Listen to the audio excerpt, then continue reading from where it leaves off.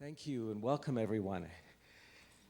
And I'd like to ask you to join me in an opening prayer as we call on the four directions, on the four corners of the world to be with us as we open sacred space. And in the medicine traditions, we always work within sacred space.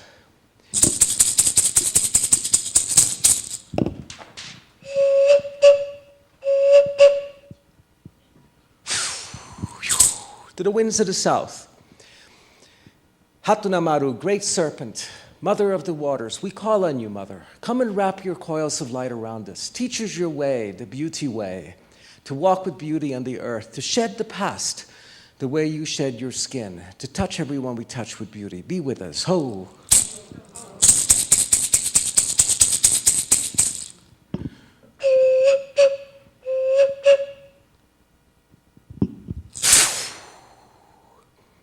To the winds of the west, Otorongo, mother, sister, jaguar, we call on you, mother. Come and walk among us. Teach us your ways of integrity, of impeccability, of fearlessness, of stepping beyond death. Be with us. Ho!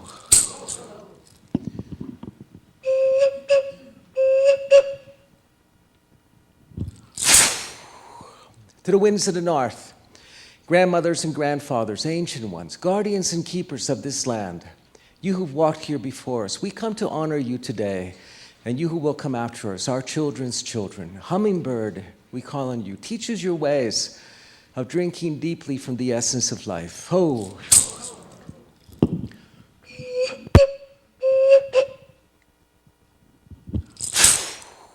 To the winds of the east, the place of the rising sun, mother eagle, sister eagle, condor, we call on you. Come, mother, teach us your ways of soaring above the clouds and the ways of the nest and the ways of the carrying of the young. Be with us. Ho! Santa Tierra Pachamama, great mother, Mother Earth, thank you, mother, for holding us so sweetly, for your breath, for your waters. And to all our relations, the stone people, the plant people, the creepy crawlies, the winged, the furred, the finned, all our relations. Ho!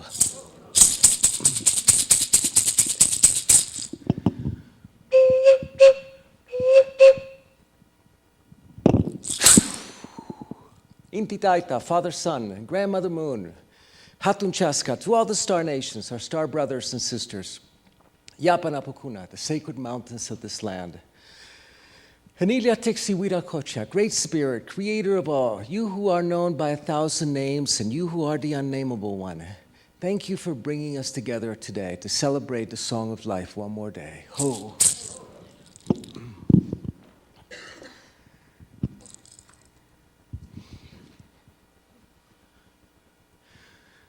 So the shaman is the person who mediates between the visible and the invisible world.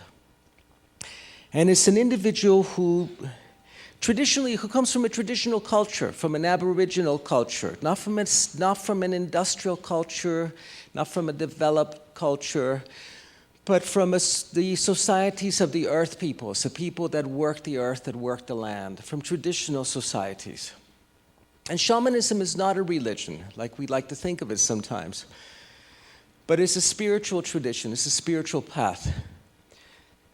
Because religion, in fact, you can be a Jew, a Christian, a Muslim, an atheist, and still be a shaman. Because religion is built on belief, is founded on belief, whereas shamanism is founded on experience. It's a spiritual path founded on your experience and honoring, of course, the experience of those who've come before us. But it's not based on the experience that someone had 2,000 years ago. And the difference between the priest and the shaman is that the priest celebrates and memorializes an event that occurred 2,000 years ago, whereas the shaman celebrates and memorializes this moment, this instant right here. And there's no Buddha, there's no Christ, there's no Muhammad that says, follow my footsteps. It says, follow your own footsteps. And if you meet the Christ, bow to the Christ. If you meet Muhammad, bow to Muhammad. If you meet the Buddha, kill the Buddha. At least that's what the Buddhists say.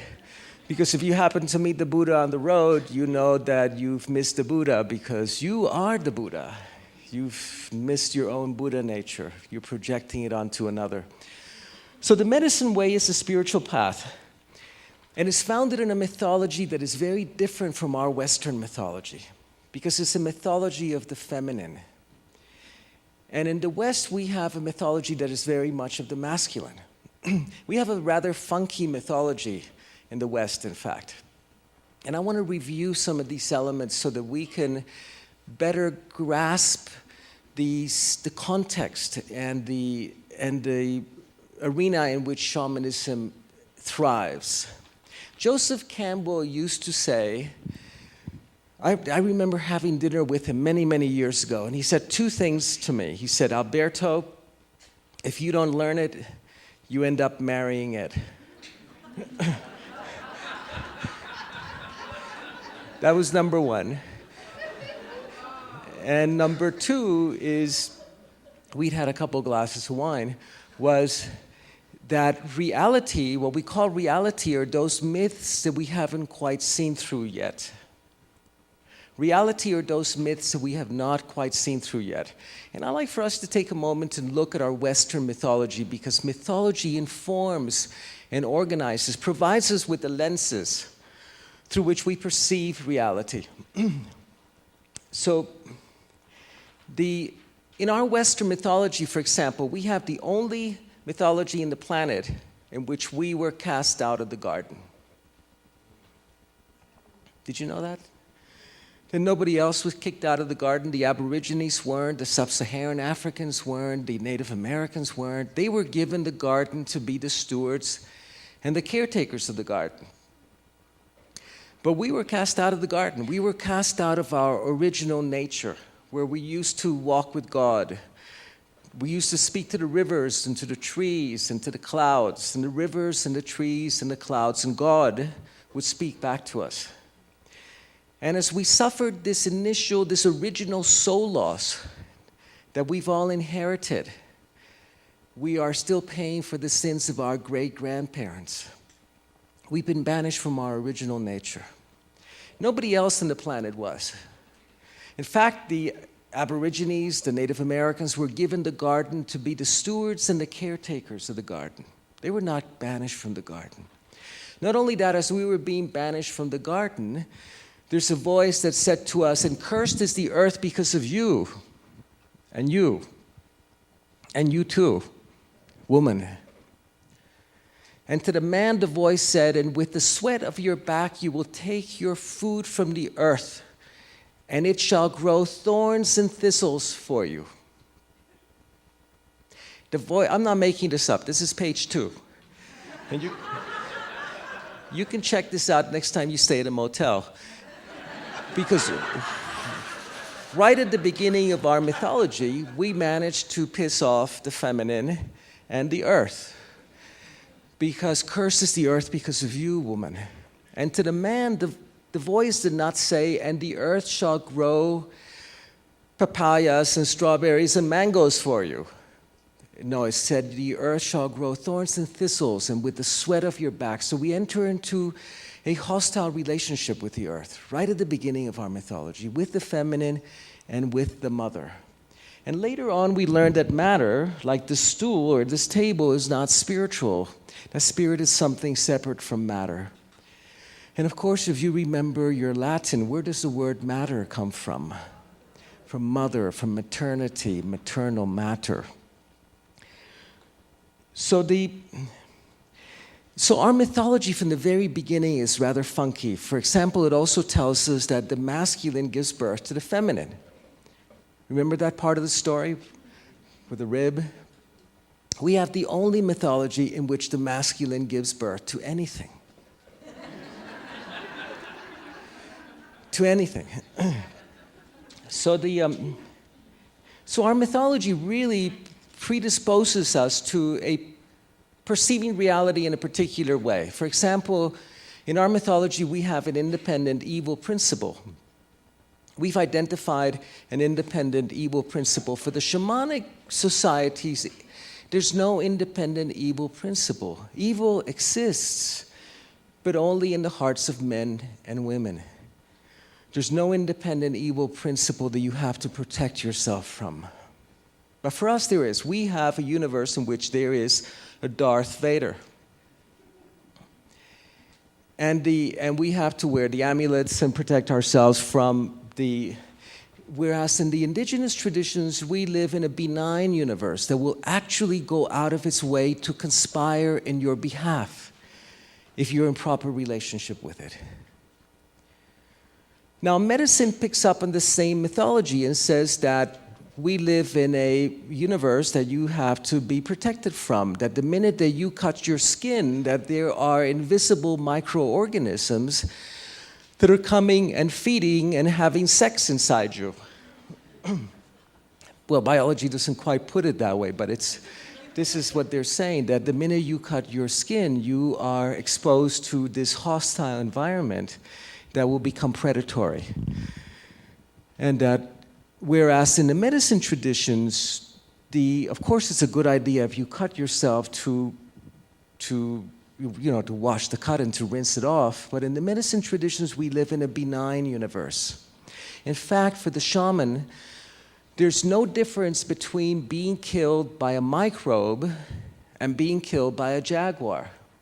They're exactly the same. Whereas for us in the West, being killed by a microbe is an illness, and being killed by a jaguar is an accident. Poor Sally, she got eaten by a cat. Bad luck. For the shaman, they're identical. They're exactly the same thing. There's no difference between the two of them. We have to be in proper relationship with microbes and with jaguars. Otherwise, they both begin to look at you as lunch. But if you're in proper relationship with them, you're no longer part of their food chain. So this is an essential element of the medicine traditions. I've worked with clients who I remember we get a lot of physicians that come into our Healing the Light Body training, where we train Western shamans. But they generally come to us when they are hurting. And I remember this physician who came, who had been diagnosed with cancer, who says to me, Alberto, the chemo isn't working. And we have 3 sessions together. He comes in on the 4th session and he says, great news, the chemo is starting to work. I go, what? The chemo is working. It's like, fabulous, fantastic. Then he signed up and became part of our training program and is now a shaman physician who practices shamanic medicine in the ER, which is a fabulous place to practice shamanic medicine. And in fact, he was telling me the other day, Alberto, that we lost this patient. He came into the ER, we lost him. And I was praying over him. I was doing the death rites, helping him to make his way across from this world to the next consciously, so he wouldn't be trapped in this plane between the worlds. And this resident comes and he says, he's already dead, doc, come on. He says, no, this is where he really needs to be healed, is now. And so our mythology predisposes us to a particular reality. Our mythology informs medicine in the same way that it informs science. For example, our mythology tells us that in the 7th day, creation was complete, that the birds and the butterflies and the eagles and the whales had been created, and all that was left was the naming of the plants and the animals. Whereas the shamanic mythology says that on the 7th day, the Great Spirit said, I did the butterflies and I did the hawks and the eagles and the flowers in the field, and now you finish it. So creation is not complete. It's up to us to finish creation. We call this dreaming the world into being. But in the West, we inherited a creation that was done, that was complete. And all that was left was the naming of the plants and the animals. And physics, of course, picks up on this mythology and says that on the 7th nanosecond after the Big Bang, that all of the laws of physics were created, and all that was left now was coming up with the unified field theory that would name them all. But for the medicine people, everything in the universe is evolving, even the laws of physics. So mythology informs reality. And we inherited a mythology in which we were banished from our original nature, cast out of the garden. And I remember one time walking through the Amazon with a medicine woman and her husband, and we came to a clearing in the jungle, and they said to me, Alberto, walk across the clearing and see what happens. And I walked across the clearing, and I entered the rainforest on the other side. And the birds were singing, the jungle was full of song, the macaws and the monkeys, and I take the first step, the second step, the third step, and everything stops. And they come up to me and they say, see, they know you've been kicked out of the garden. They know you don't belong here. And I was trained in science, so I go, right. I'm sure they were smelling my toothpaste and my underarm deodorant and my athlete's foot powder. So there were two Shipibo Indians about 100 yards away who were cooking a boa. They were roasting a boa on a spit. And I walk up to them and I ask them if I could have some of the boa fat that they were collecting on a tin can. And they give me some of the fat, and I take my clothing off, strip down to my shorts, and I begin to smear my body with boa fat. And they're looking at me, and I go, it's okay, I'm an anthropologist. And I'm thinking, I'm going to come back into the jungle, and it's going to smell another boa slithering back into the rainforest. And I make my way back to the clearing, and I take the first step, and the jungle is full of song. And the second step, and the third step, and everything stops again. Except for about 600 flies that I had around me. And it wasn't until 10 years later that I was able to enter the rainforest and have it continue singing around me. Have it recognize me as one of its own, as someone who walked with beauty on the earth, who had not been cast out of the garden, who had not been separated from his original nature, who had broken that ancestral curse that we've all inherited, where we can no longer walk with beauty on the earth, speak to the rivers or the trees or to God. And a river will never lie to you. So part of our own healing journey and part of the shamanic healing processes have to do not only with fixing what has gone wrong, but with recovering that original nature. But which our mythology, to a great degree, prevents us from doing. Because it is so steeped in the masculine, but it wasn't always so. Because the masculine mythology that we have today in the West, which has become completely bankrupt, it's exhausted itself, was a mythology that arrived 6,000 years ago in Central Europe, brought there by Indo-European peoples, that decimated and replaced a mythology of the feminine that had pervaded in Central Europe for 35,000 years. In fact, for 35,000 years, the image of the divine was the feminine form, the Paleolithic goddess figures. You've seen those little goddess figures. Many people wear them as pendants. Any archaeological site in Central Europe you excavate, you come up with the Paleolithic goddesses. And then 6,000 years ago, the representation of the divine changes from the feminine form to the phallus, which is the tree of life, which has been the representation of the divine ever since in the West. But prior to that, you find that it's the feminine form that represents the divine. And interestingly, if you look at the archaeological record, in that 35,000 year period, there's no evidence of any large-scale warfare in Central Europe for 35,000 years. And if you look at the last 6,000 years of history in Central Europe, since the arrival of this mythology of the masculine, the history of Europe has been the history of war. World War I, World War II, the 100 Years' War, the 30 Years' War, the War of the Roses, and on and on and on.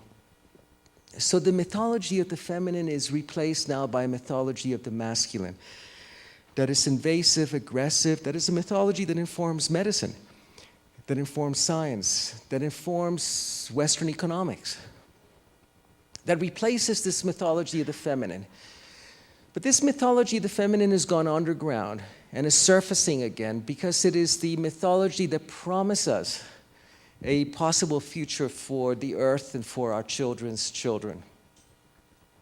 But there's still legacies of that mythology of the feminine. In fact, one of the last legacies is the heart.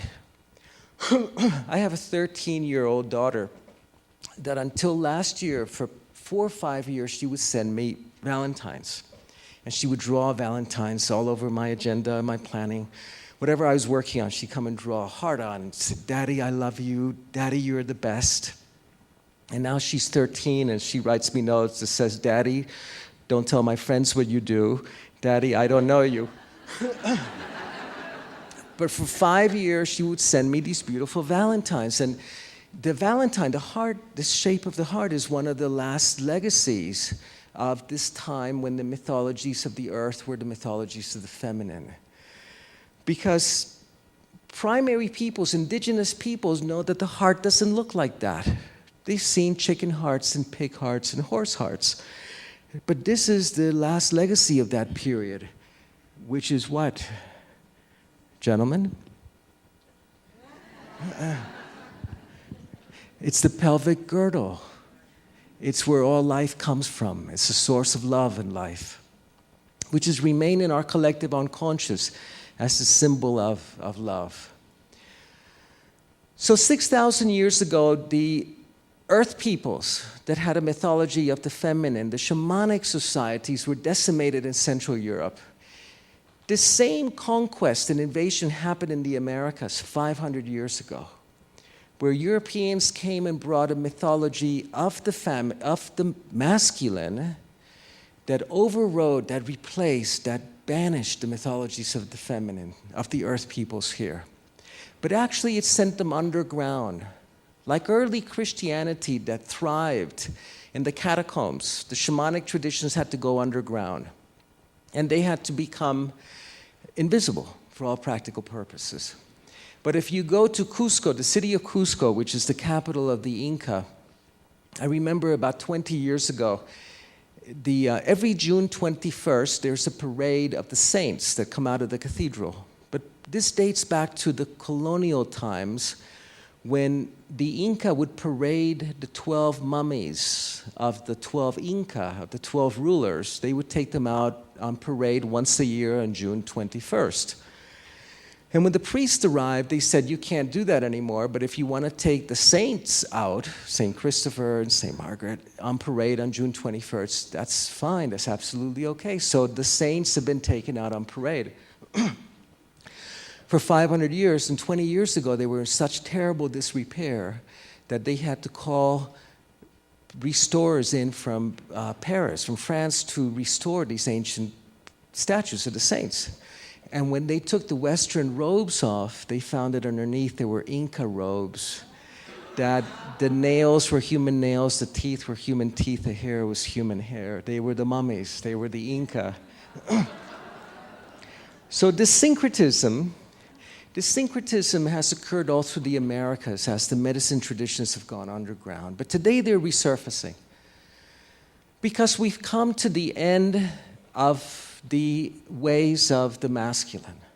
We've exhausted the Western paradigm. We've come to the end of medicine as we know it. We've come to the end of economics as we know it. Do you know what the third leading cause of death in America is today? Hospitals. Doctors and hospitals.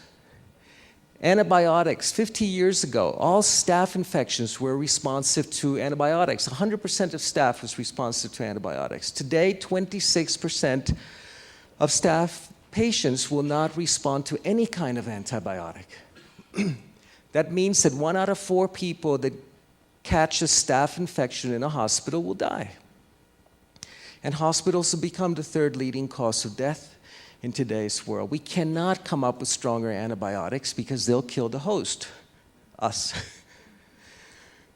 So we have to shift that model of medicine, of antimicrobial medicine, of destroying these invading microorganisms that have entered our body has failed. We have to switch to a more feminine, more relational medicine, the energy medicine, the shamanic medicine that says, hey, there's no difference between being killed by a microbe or a jaguar. You've got to be in proper relationship with both. We've got to be in proper relationship with the earth. We're going up to, our population is expected to be 8 billion people in the planet in the next 10 years. 8 billion people. And I was at a conference in Oxford, in London, outside of London 2 years ago, and it was a group of economists, and I was the only shaman in the conference. They were interested in the body of prophecies of the Americas.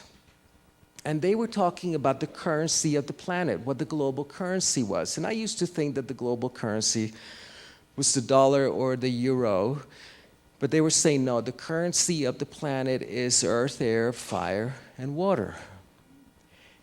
And that's the global currency.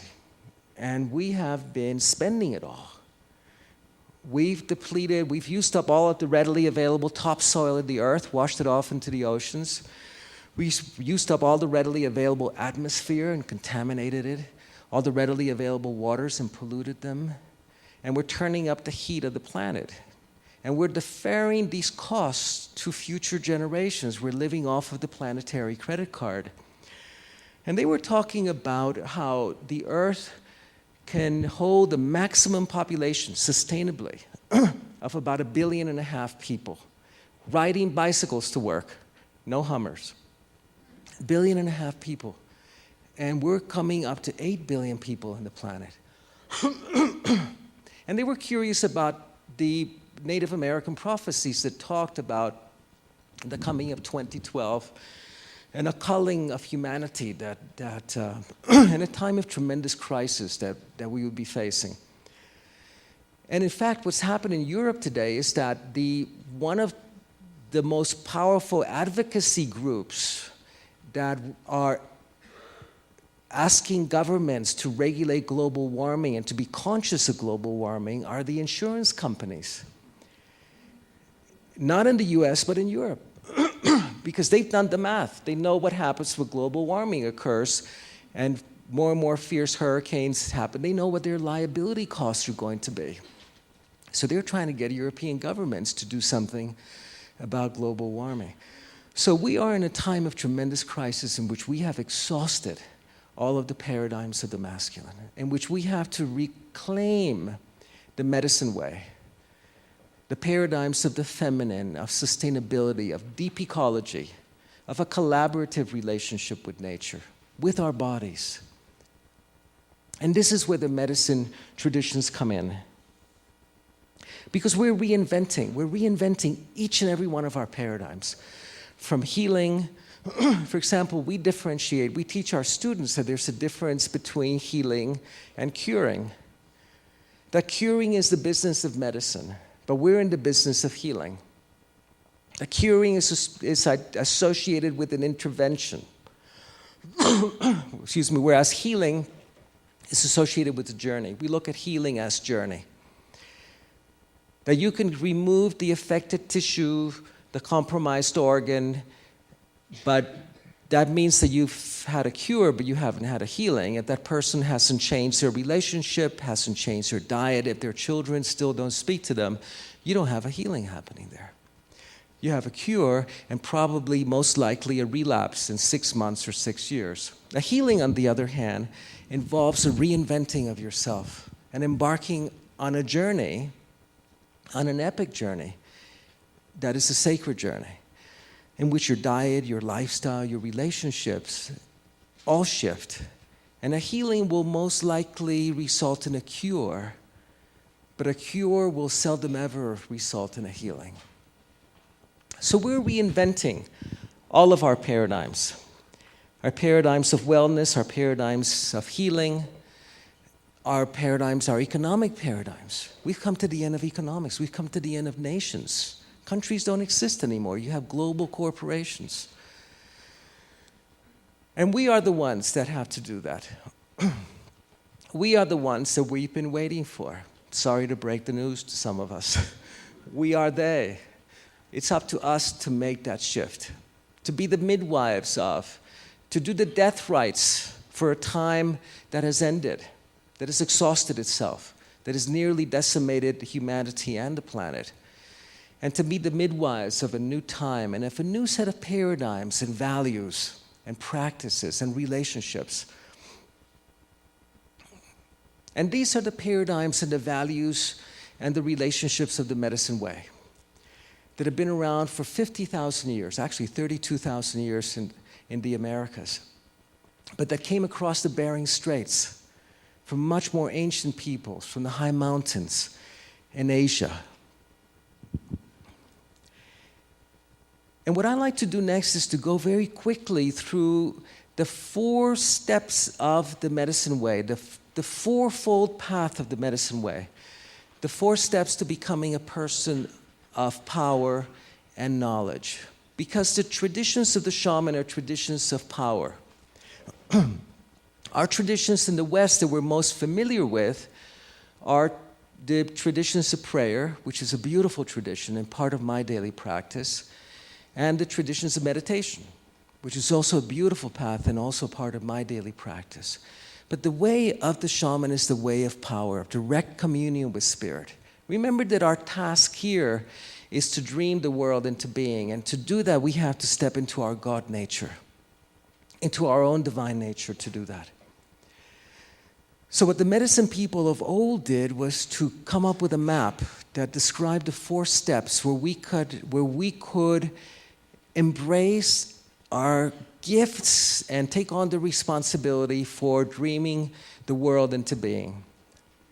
And they called this fourfold step by many names. Among the people that I trained with, it was known as the medicine wheel, or the way of the 4 masteries, or the 4 insights. And it was lined up according to the cardinal directions in the compass. And you began in the south. And you began in the south because in the southern hemisphere, the only point of reference is the Southern Cross. That's the only point in the sky that doesn't move. So you enter through the south through the way of the serpent, which is when we call on the 4 directions, we call on the serpent first. And the way of the serpent was the way of shedding the past, the way the serpent sheds her skin, which is all at once. All at once, not scale by scale like we are accustomed to doing in the West, but all at once. God, I can't believe I'm still working on these mommy issues. Oh, no. All of it at once.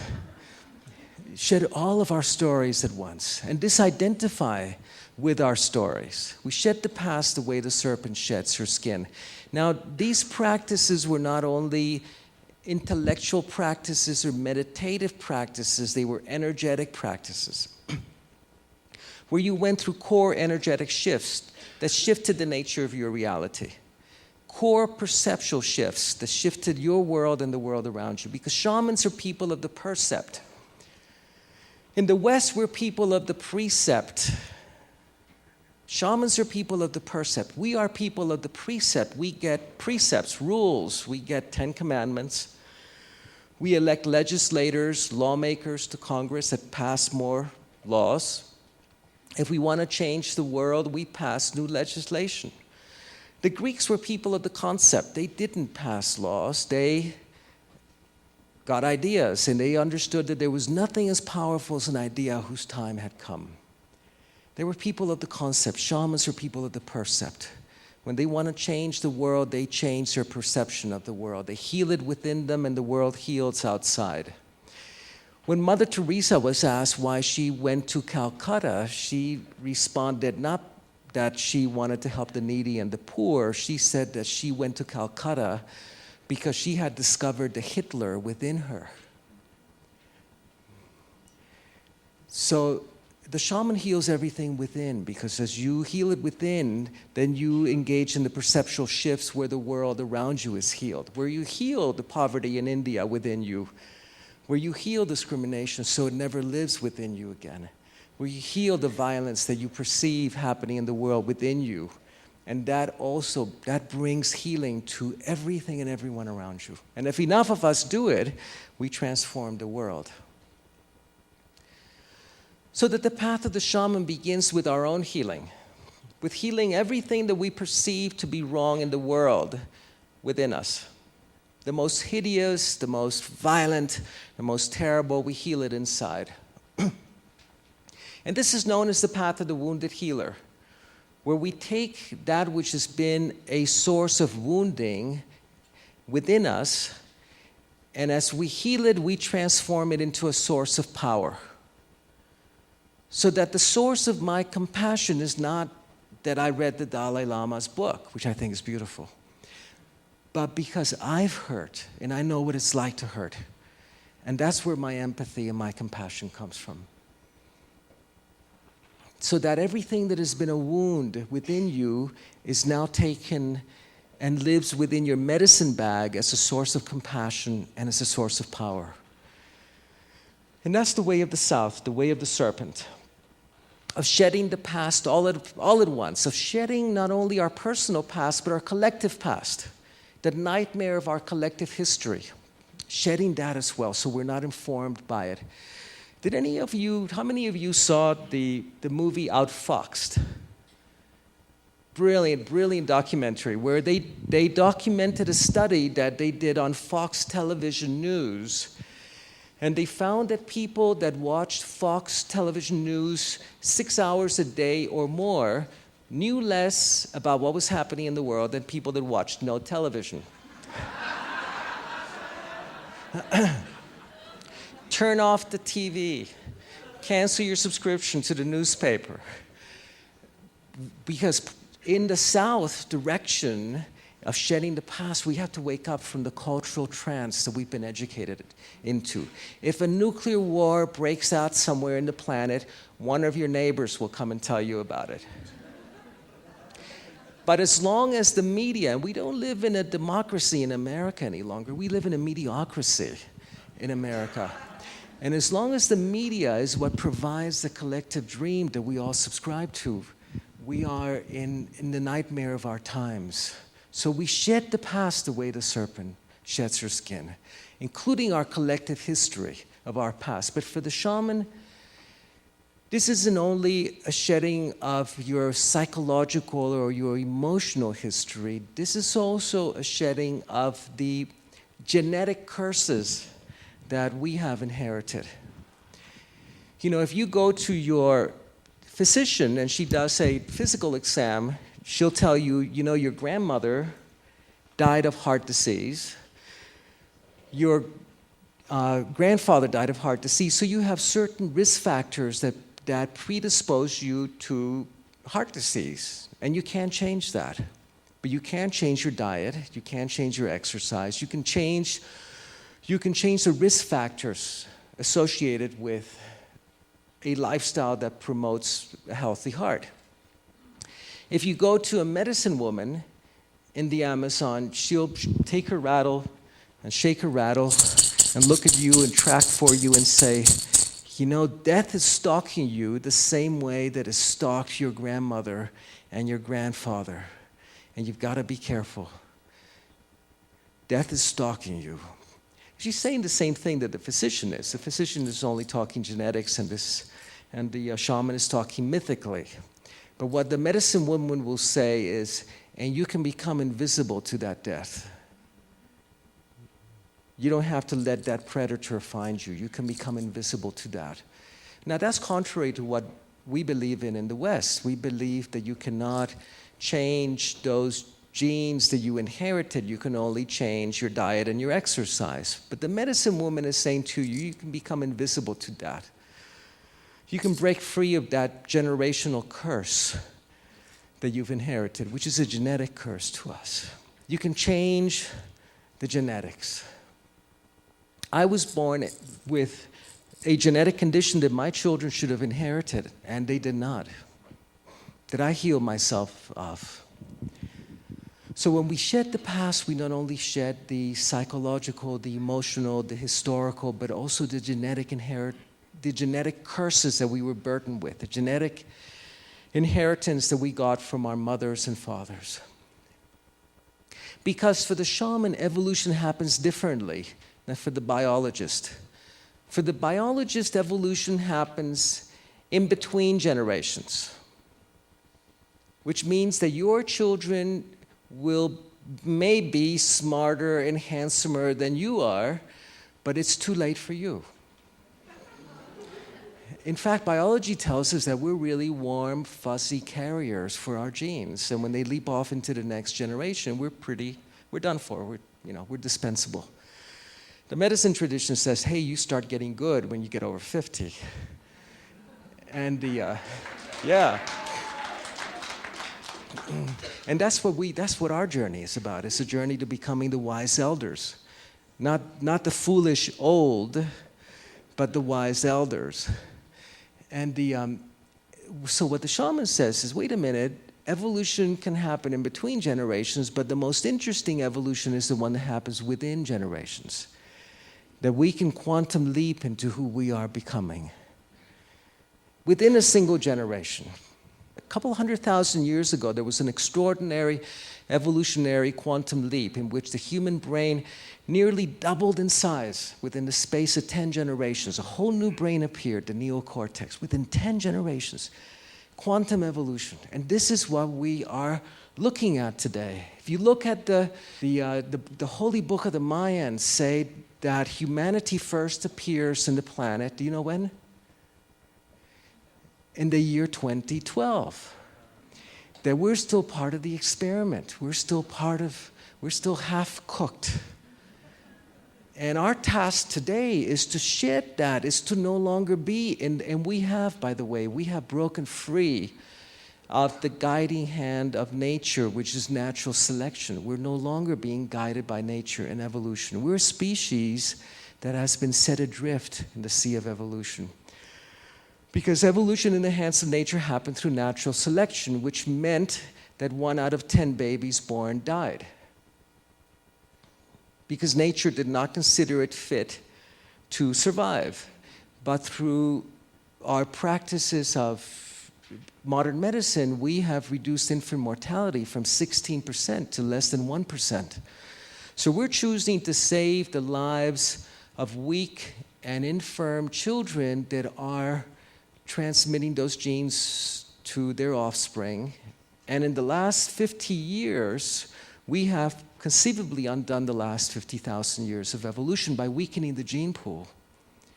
And of course, postponing those health maintenance costs to the later parts of life, which is what's burdening our healthcare system today.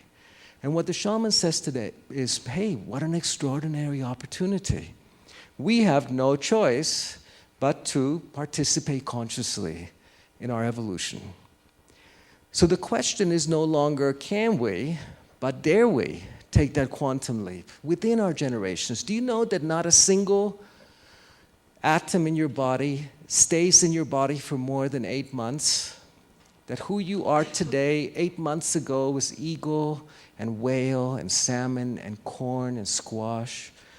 And that 8 months from now, who you are will be river and eagle and butterfly and grasshopper and tomato. And what remains, of course, is the luminous energy field.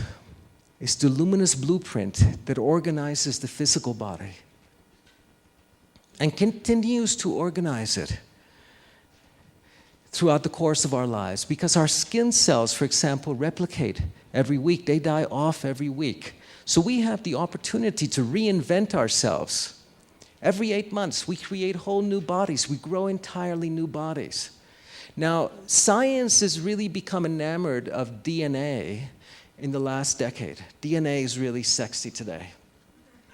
10 years ago, if you put a lot of money into DNA, you'd be very, very rich right now. Genetic engineering, genetic companies is the new future of medicine. Medicine has gone from being antimicrobial, antibiotic medicine, and now is genetically based, DNA-based medicine. It's very sexy. But for the shaman, DNA is simply the hardware that manufactures the proteins that create the body. The software is the really interesting part, which is the luminous energy field. So that if we can access version 7.1 of the software by tracking who we are becoming as a species and as a people 10,000 years from now, we can reinform our DNA bring new instructions that will create new bodies that age differently, that heal differently, that will die differently. And this has been what the shaman has always done, is to throw this grappling hook forward into the future to see who we are becoming as a people 10,000 years from now and download that information now so that we can take a quantum leap into who we are becoming. And this is what we do in the south direction in the medicine wheel. We shed the past the way the serpent sheds her skin, all of it, all at once. And then we move into the west, which is the way of the jaguar, which is the way of the warrior. But the way of the luminous warrior, not the old model of the warrior, but the peaceful warrior, the warrior who no longer has any enemies in this world or the next.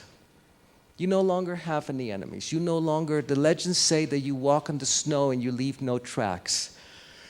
You no longer cast a shadow. And of course, we cast a shadow when we project our own unhealed sides onto another. We no longer need to create enemies. I remember living in New York City. I moved to New York City for about a year, 20 years ago. And I lived in the area, the South Broadway area, in the Soho, before it became chic. And I remember going home the first day that I had my new apartment, walking home and walking past all of these muggers and rapists and child molesters and stabbers. And a month later, I got to know them all. They were my neighbors. They were perfectly nice people. They had just had that New York look. You know, you have to have a look in New York. And it was all my projection. I was seeing muggers and stabbers and rapists. They were perfectly nice people. So the way of the luminous warrior, you no longer need to create enemies. You no longer need to create adversaries outside of you. You have no enemies. You know, you cast no shadow.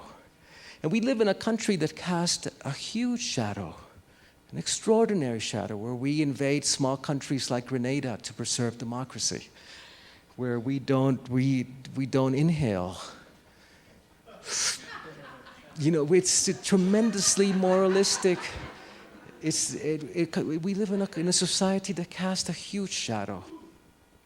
So the way of the warrior is the way of practicing integrity, of living in integrity, of stepping beyond fear, of stepping beyond violence, of stepping beyond death, of journeying beyond death. So you're no longer stalked by death. You become invisible to death. You become invisible to the lifelessness that stalks our culture and our society.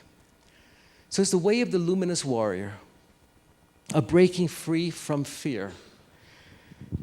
Because as you break free from fear, you recognize that fear is an acronym that stands for false evidence appearing real.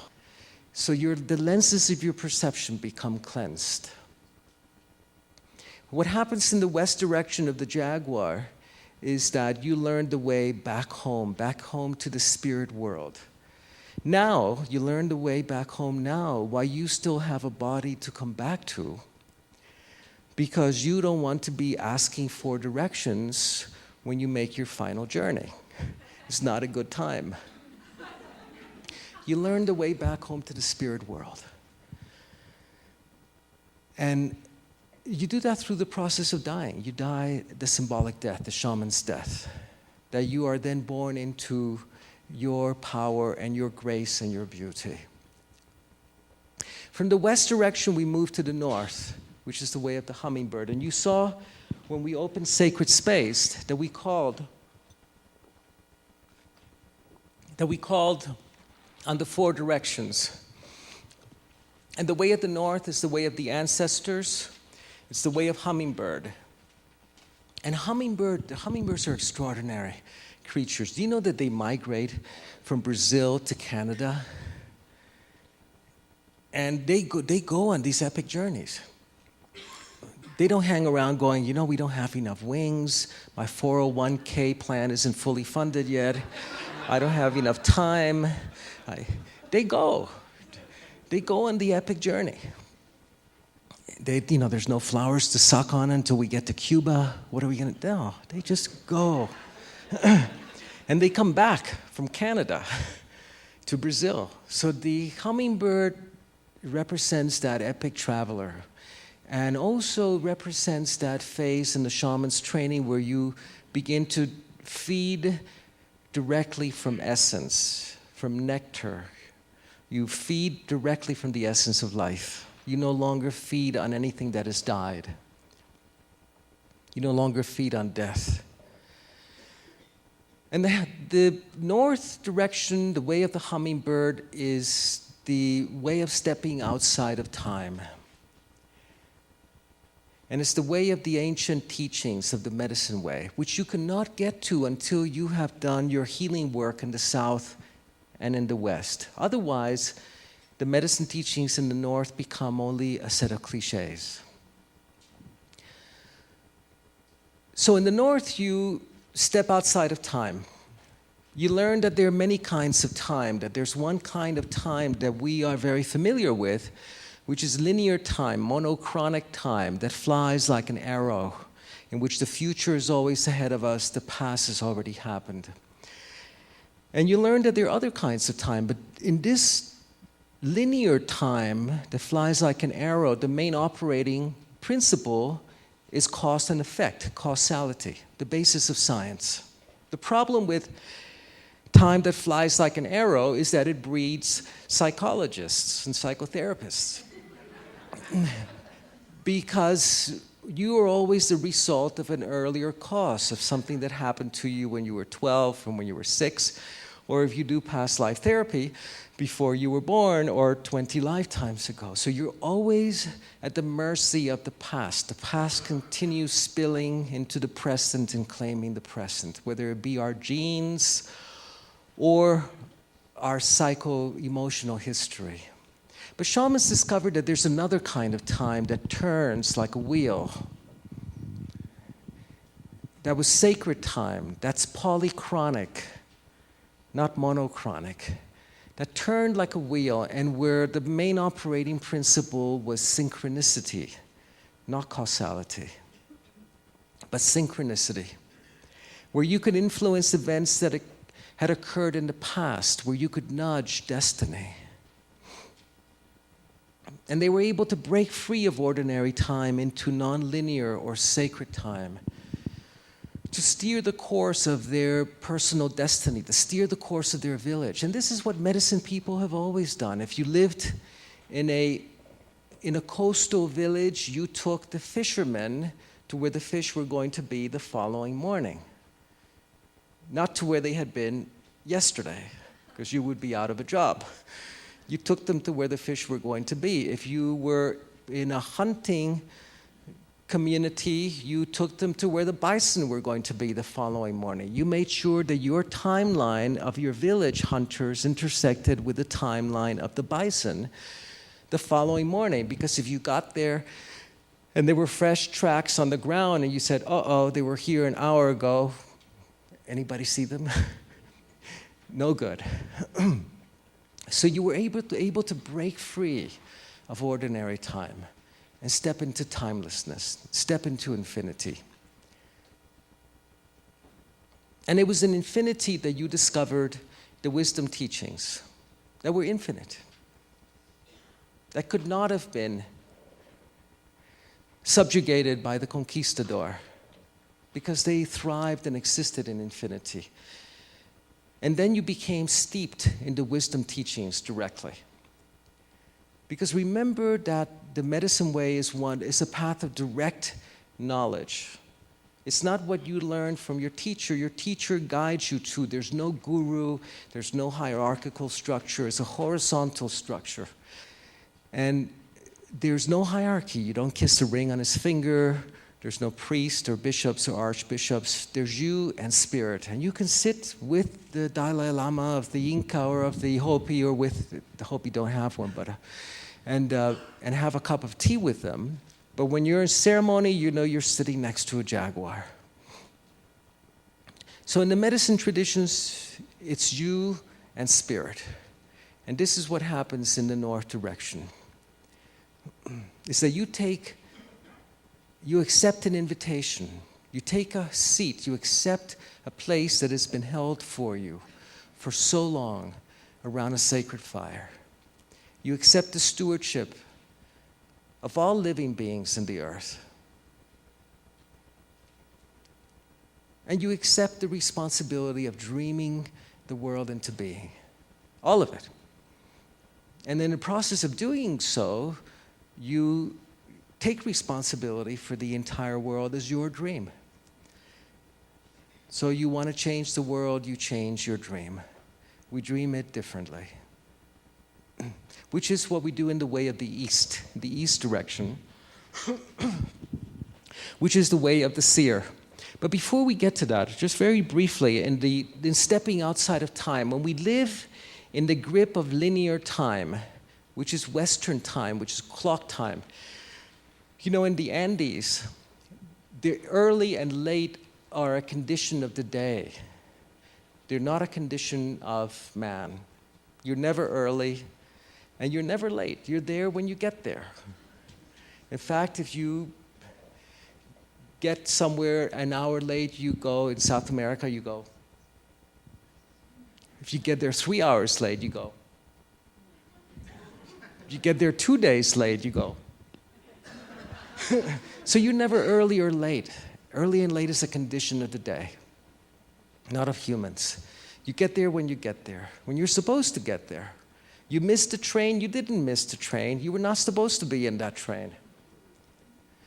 So it takes off a tremendous amount of stress and responsibility for what happens in your life. Have you ever driven to work and hit all the red lights and known that perhaps you should have stayed in bed? And at the end of the day, you know that you should have stayed in bed? And you've also driven to work and gotten all the green lights. So we work then on maintaining proper relationship that in the Andes we call aini, of being in proper relationship with the universe, to give it an opportunity to conspire on our behalf so that we don't have to micromanage it all the time. So we throw our day planner out. My assistant said to me a couple of months ago, Alberto, you have 3 lunch dates today. I go, I do? What time are they for? He said, they're all for 1 o'clock in the afternoon. I go, are they in the same restaurant? Said, 2 of them are. So I said, okay.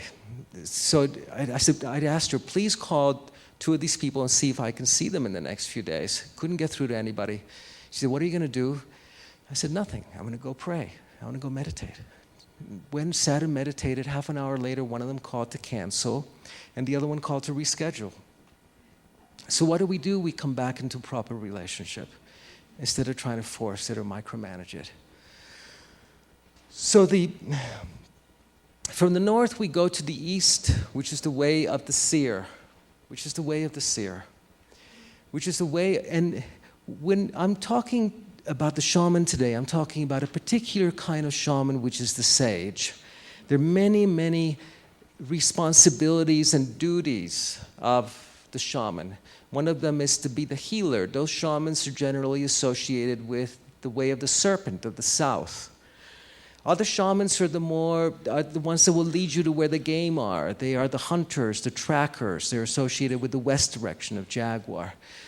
The healer shamans that work with herbs, the midwives, the bone setters are essential in every traditional community. But the kind of shaman that I'm speaking about today are the sages, the wisdom keepers. And my mentor, who was an old Indian, he was an old Indian man that tutored me, mentored me for 25 years in the high Andes, believed that the new shamans, that the new caretakers of the earth would come from the West, that they are us, that we are the ones that we've been waiting for. And I also believed that. I believed that we have been together before many, many times around a fire with the buffalo behind us, or praying on a temple above the snow line, in a stone temple. And that we are born, we reincarnate as villages. as villages that have a mission, that come with a vision and a mission to make a difference at this time, in this time of tremendous upheaval and tumult in the world, that we come to be islands of peace in the middle of a tremendous storm. That a shaman, I compare the role of the shaman to that of people that live in an island and a storm is coming. And when a storm comes in an island, you want to move to the high ground. And the shamans, what they do is they go get their surfboards and go to the beach. This is what we came here to do. Remember that before we were born, we were all gathered in a great grassy plain, and this very big angel came out. And they said, it's going to be a very difficult time in history, tremendously challenging, ecological upheaval, warfare, famine, the 4 horsemen of the apocalypse, tremendous upheaval in humanity, great opportunity to make a difference in the world. Who wants to go? You all raised your hands. You didn't want to miss the party. You didn't want to be left out. This is what we came to do. This is what we came to do. And the way of the sage is the way of the shaman that heals everything within. And then once everything is healed within, everything is healed in the world outside. We heal the violence in the Middle East within. We heal hunger in India within us. And then we can hold a vision of a world that lives in peace because we've become peace. Of a world that lives in abundance because we've become abundance. Scarcity no longer lives within me. Of a world that has a future totally different from that which is provided by the nightmare of our past, because we embodied that future. We already live it. We walk it. We walk that beauty in our walk. If you ask a Navajo medicine woman, who are you? And there's some beautiful Navajo poetry. She'll say to you, the mountains am I, the red rock canyon walls am I, the desert wind am I. If you ask me, who are you, Alberto? I'll tell you, well, when I was 12 years old, my father left, and I never had a positive role model of what it was to be an adult male, and I'm still looking for an adult male role model. Please. Who are you? The mountains am I. That butterfly that was born underneath a giant fern in the Amazon am I. That desert wind am I. That child that had nothing to eat in India today am I. That's who we are. Erase your psychosocial history. Feed that to the jaguar that stalks the death of the time that has already passed. And walk that talk, walk that beauty. So we become peace. I remember my mentor was a very harsh man, very, very, very direct. He tolerated very little stupidity. And he used to say to me, Alberto, we need to heal you. I said, I'm fine. He said, no, we need to heal your ignorance. I said, my ignorance? I have a PhD. He said, exactly what I'm talking about. And one time we came to a village, a village where it hadn't rained for a long time. And in the high Andes, they depend on the rains to refill the lagoons that provide irrigation water during the dry season. And we came to this village, and the people of the village said to him, call the rains for us, call the rains. And he asked for a hut where he meditated for 4 days. Came out on the 4th day, and I saw him walking off to the edge of the plateau of the Altiplano where it drops down into the Amazon. I said, where are you going? And he said, I'm going to go and pray rain. And I said, you mean you're going to go and pray for rain? And he said, no, I'm going to go and pray rain. And he came back 3 hours later, and the sky was full of dark, big, juicy thunderclouds, and the rains broke, and everybody in the village was ecstatic, and they were thanking him. And he said, it rained. They were saying, you made it rain. He said, no, I didn't. It rained. And then I got what he was doing, because what he had done was to embody rain, to become rain. He no longer prayed to a god or a spirit or the clouds to bring rain. He and spirit were one. And he became rain, and the rains came. And that's what our task today is to become peace, is to pray peace. We pray healing. We don't pray for healing, we pray healing into being. We pray abundance, we become abundance. There's no scarcity in our lives. I asked my mentor one time, he lived in a stone hut overlooking the Amazon and high in the mountains. And I said, how can you live in such poverty? And he stepped outside his hut and he went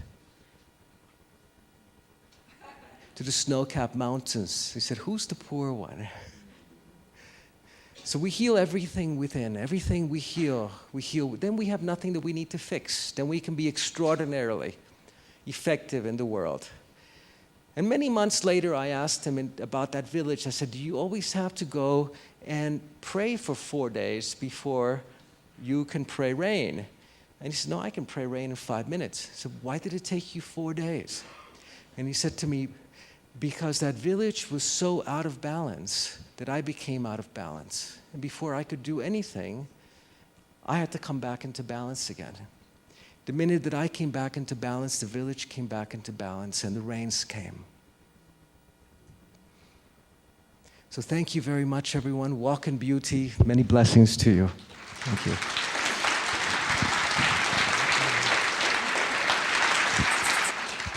Please join me for another moment as we close the directions that we opened.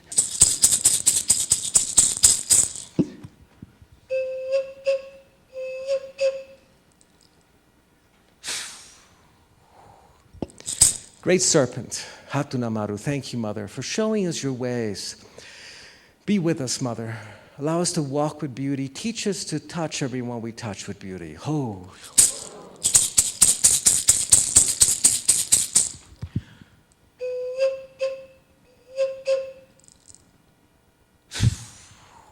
To the winds of the west, Mother, Sister, Jaguar, thank you, Mother. Thank you for walking among us. Accompany us as we go back to our homes and our villages and our loved ones. Be by our sides. Teach us the ways of fearlessness in this time of tremendous change. Oh.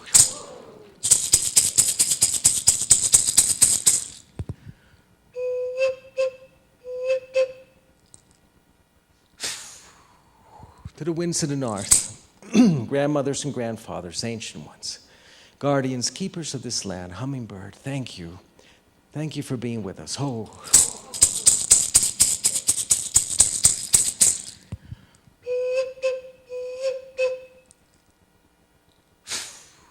Mother, Sister, Eagle, Condor, Hatun Kuntur, thank you for holding us sweetly under your wings. Be with us always. Ho. Pachamama, Santa Tierra, Mother Earth, thank you, Mother. Thank you for holding us so sweetly, for your breath and your waters, and to all our relations, the stone people, the plant people, the winged, the furred, the finned, all our relations. Ho!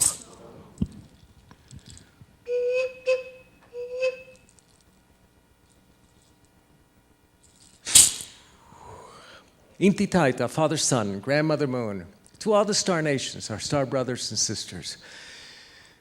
Ilya Tixiwira Kocha, Great Spirit, thank you. You who sit above us and below us, you who sit in the north, the south, the east, and the west. Thank you for bringing us together today, for allowing us to sing the song of life one more day. Oh, thank you.